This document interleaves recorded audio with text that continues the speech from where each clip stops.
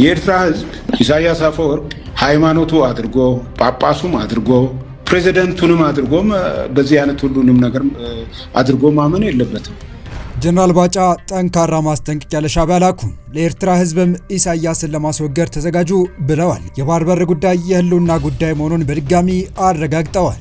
የፌዴራል ፖሊስ ፈጣን እርምጃ ወሰደ። ከባህልና ስነ ምግባር ያፈነገጠ አለባበስ ለብሰው የተገኙ ቲክቶከሮችን በቁጥጥር ስር አዋለ። የኤርትራው አምባገነን መንግስትና መሪው ኢሳያስ አፈወርቂ ከወደ ኬንያ ከበድ ያለ ማስጠንቀቂያ ደርሷቸዋል። በኢትዮጵያ የውስጥ ጉዳይ ጣልቃ መግባትና ማበጣበጥ የማይሰለቻቸውና የመንግስታቸው ተቀዳሚ ተግባር ያደረጉት ኢሳያስ በኬንያ የኢትዮጵያ አምባሳደር ከሆኑት ጀነራል ባጫ ደበሌ ነው ጠንከር ያለና ጊዜ አታባክኑ የሚል መልእክት የታከለበት ማስጠንቀቂያ የደረሳቸው። ይህም በሀገራቱ መካከል የተፈጠረው ውጥረት ቀን በቀን እየጨመረ እንደሆነና ጦርነቱ መጀመሩ አይቀርም ወደሚል ድምዳሜ የሚወስድ ተደርጎ ተወስዷል። ጀነራሉ በማስጠንቀቂያቸው ምን ጉዳዮችን አነሱ የሚለውንና ከሰሞኑ በመዲናችን አዲስ አበባ በተካሄደው የቲክቶክ አዋርድ ላይ ተፈጽመዋል ስለተባሉ ከባህል ያፈነገጡ የስነ ምግባር ጥሰቶችና አለባበሶች ምክንያት በፖሊስ ቁጥጥር ስር ስለዋሉት ቲክቶከሮች የተሰማውን አክለን ይዘን ቀርበናል። ሰላም ውድ የሁሉ ዴይሊ ቤተሰቦች እንደምን አላችሁ? ቻናሉን ሰብስክራይብ፣ ላይክ፣ ሼር ያደርጋችሁ እስከ መረጃዎቻችን ፍጻሜ አብራችሁን ቆዩ።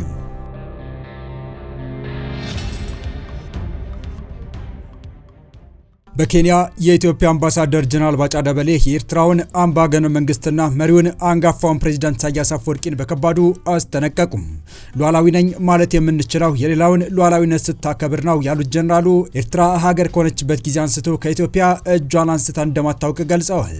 ማሰብ የሚችል ሰው እንደዚህ አያስብም በማለት ኢሳያስ ላይ ትችታቸው መሰንዘር የጀመሩት አምባሳደር ጀነራል ባጫ ደበሌ ሀገር ከሆኑበት ጊዜ አንስቶ ለሀገሩ አንዲትም ነገር አልሰራም፣ የፈራረሰ ቤት እንኳን አልገነባም ያሉ ሲሆን ነገር ግን በኢትዮጵያ ውስጥ ጉዳይ እጁን አውጥቶ አያውቅም። ኢትዮጵያን በመበጥበጥ ሰላም የሚያገኝ ይመስለዋል የኤርትራ መንግስት ፖሊሲ ይሄ ነው ሲሉ ገልጸዋል። በዚህ ፖሊሲያቸው የተነሳ ማንኛውም ወደ ኢትዮጵያ ቃታ ስቦ የሚተኩስ ጣት ቢያገኙ አሰልጥነው ይልካሉ ያሉት ጀነራል ባጫ ደበሌ ከዚህ ቀደም ኤርትራ የነበሩትን የኢትዮጵያ መንግስት ተቃዋሚ የነበሩትን እነ ግንቦት ሰባት አርበኞችና ኦነግን በመጥቀስ ኤርትራ ሰልጥኖ ኢትዮጵያን ያልወጋ ተቃዋሚ የለም ሲሉ አስረድተዋል። አክለውም እኛ ከቲፒኤልኤፍ ጋር ወደ ጦርነት ገብተን ስንዋጋ እነሱ በጎን ፋኖን ያሰለጥኑ ነበር ያሉ ሲሆን በዚህ አይነት መንገድ ሰላም እንደማይገኝ አጽንኦት ሰጥተዋል።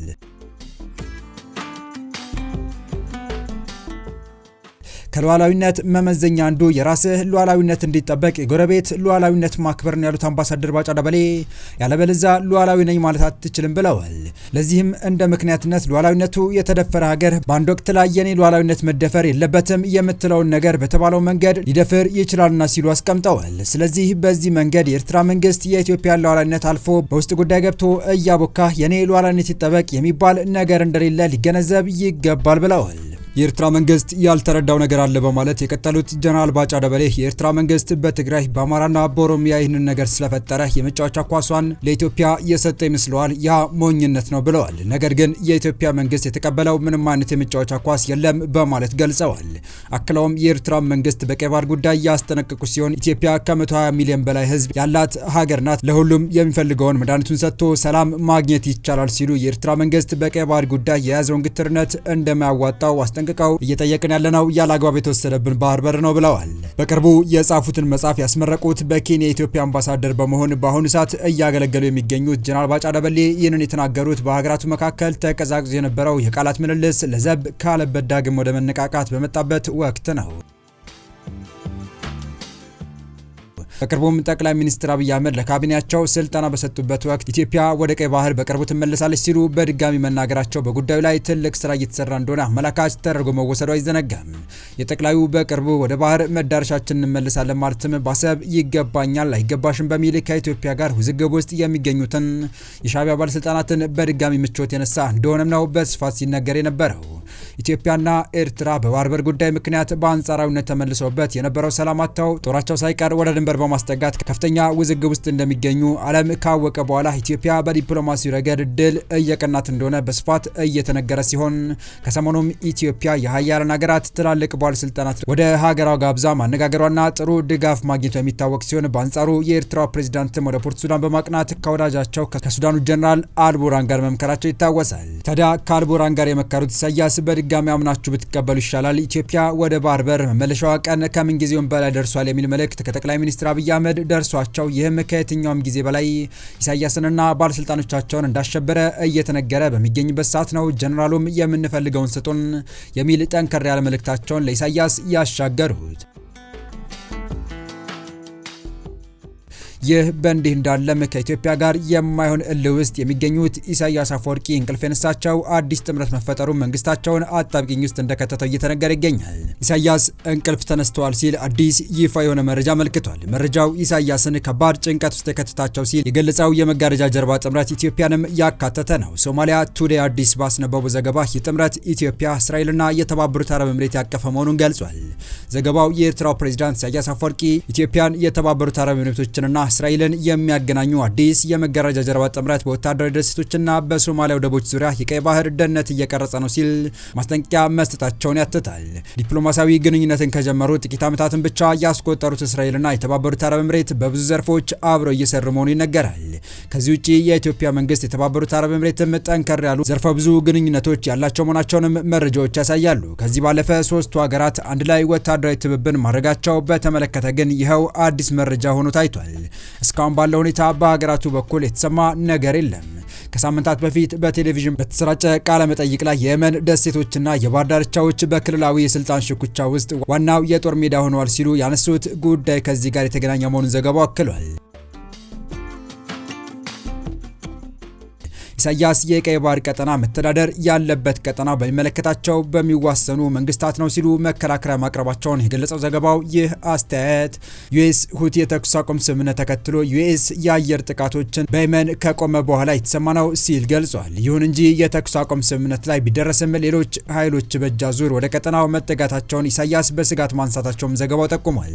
ኢሳያስ ከኢትዮጵያ በኩል ወረራ ሊደርስብን ይችላል፣ አሰብንም ሊነጥቁን ይችላሉ በሚል ስጋት አጋር እያፈላለጉ ሲሆን ለጊዜው አለሁ ያለችው አጋር ግብጽ ሆናለች። ሌላኛው በጦር መሳሪያ አቅርቦት ስሟ እየተነሳ ያለችው ኢራን ናት። ሆኖም የኢራን ጉዳይ ግን ለኤርትራ መዘዝ ይዞ ይመጣል የሚሉ ተንታኞች ማስጠንቀቂያ እየሰጡ ይገኛሉ። ኤርትራ ከኢራን ጋር ስውር ግንኙነት ጀምራለች በሚል እስራኤል የቀጠናውን ጉዳይ በጥብቅ መከታተል ከጀመረችው አላደር ብላለች።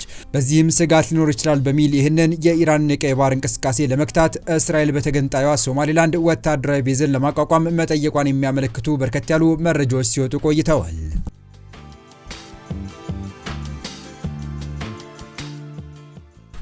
በቀጣይ መረጃ የኢትዮጵያ ፌዴራል ፖሊስ በቅርቡ በሶስተኛው የጂ ፓወር ቲክቶክ ክሬቲቭ አዋርድ ላይ በህዝብ ፊትና በቴሌቪዥን ቀጥታ ስርጭት ላይ ከሀገሪቱ ባህልና መልካም ስነ ምግባር ያፈነገጠ ሰውነትን የገለጠ አስነዋሪ አለባበስ ለብሰው የታዩ ተጠርጣሪዎች ላይ ምርመራ መጀመሩን አስታውቋል።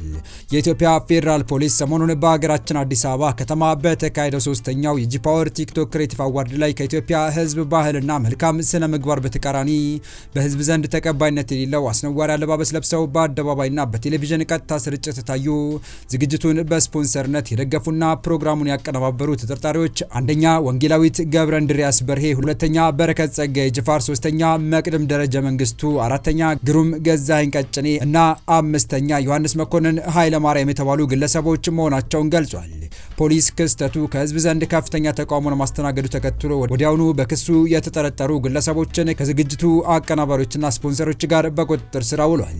የፌዴራል ፖሊስ ባወጣው መግለጫ ከህብረተሰቡ ባህልና እሴት ያፈነገጡ አለባበሶችና መጤ ባህሎች ተስፋፍተው በትውልዱ ላይ አሉታዊ ተጽዕኖ እንዳይፈጥሩ የህግ ተጠያቂነት ለማረጋገጥ ምርመራውን አጠናክሮ እንደሚቀጥል አሳስቧል። የኢትዮጵያ ፌዴራል ፖሊስ ከህብረተሰቡ ባህልና እሴት ያፈነገጡ አለባበሶችና መጤ ባህሎችን ተስፋፍተው በትውልዱ ላይ አሉታዊ ተጽዕኖ እንዳያስከትሉ ተጠርጣሪዎች ላይ የህግ ተጠያቂነትን ለማረጋገጥ የጀመረው ምርመራ አጠናክሮ እንደሚቀጥልም አስታውቋል። ይህ በእንዲህ እንዳለ ቲክቶክ በናይጄሪያ የወሲባዊ ይዘት መበራከትን ተከትሎ የሌሊት የቀጥታ ስርጭትን አገደ። ዓለም አቀፍ የማህበራዊ ሚዲያ መድረክ ቲክቶክ በናይጄሪያ ሀገር ውስጥ የሚካሄዱ የሌሊት የቀጥታ ስርጭቶችን ላይቭ ስትሪምስ በጊዜያዊነት ማገዱን አስታውቋል። ይህ እርምጃ የተወሰደው በመድረኩ ላይ ወሲባዊ ይዘት ያላቸው ነገሮች መሰራጨት በመብዛታቸው ነው። ቲክቶክ ከምሽት 5 ሰዓት እስከ 11 ሰዓት ባለው ጊዜ ውስጥ የሚደረጉ የቀጥታ ስርጭቶችን ነው በናይጄሪያ እያገደው። እርምጃ የመጣው ተቋሙ በተደጋጋሚ ቁጥጥር እንዲያደርግ ሲጠየቅ የቆየው ወሲባዊ ይዘት ያላቸው ስርጭት መበራከትን ተከትሎ ነው። በቅርብ ጊዜ በቲክቶክ ላይ ትኩረትና እውቅና ለማግኘት በሚል ወሲባዊ ይዘት ያላቸው ተግባራት ማሰራጨት እየተለመደ መምጣቱ ለችግሩ መባባስ እንደ ምክንያት ተጠቅሷል። የቻይና ኩባንያ ቲክቶክ ለተጠቃሚዎቹ በተለይም ለወጣቶችና ለህፃናት ሁለንተናዊ ደህንነት አመቺ የሆነ አሰራር እንዲከተል በበርካታ ሀገራትና ዓለም አቀፋዊ ተቋማት ዘንድ ጫና እየደረሰበት ይገኛል። ቀላል የማይባሉ የዓለም ሀገራት ዜጎቻቸው ላይ የሚያሳድረውን ዘርፈ ብዙ ተጽዕኖችን በጥናት በመለየት ቲክቶክን ሙሉ በሙሉና በከፊል እያገዱ እንደሚገኙ የሚታወቅ ነው። ቲክቶክ በናይጄሪያ የወሰደው የሌሊት ቀጥታ ስርጭት እገዳ ለምን ያህል ጊዜ እንደሚቆይ በግልጽ አልተገለጸም። ሆኖም ተቋሙ በአጠቃላይ በመተግበሪያው ዙሪያ የሚነሱ ጥያቄዎችና ማሻሻያዎችን በመቀበል በመላው ዓለም የሚገኙ ታጣቂዎችን የሚጠብቅ እርምጃ ይወስዳል ተብሎ እንደሚጠበቅ ተመላክቷል። የተወደዳችሁ የቻናላችን ቤተሰቦች ለአሁኑ ለእናንተ ይመጥናሉ ብታደምጧቸው ታተርፉባቸዋላችሁ ብለን የመረጥንላችሁ ዕለታዊ መረጃዎቻችን እስካሁን ያደምጣችኋቸው ነበሩ።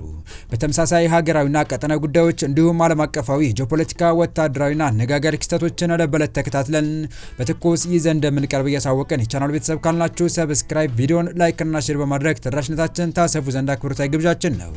አበቃን። ሰናይ ጊዜን ተመኘን።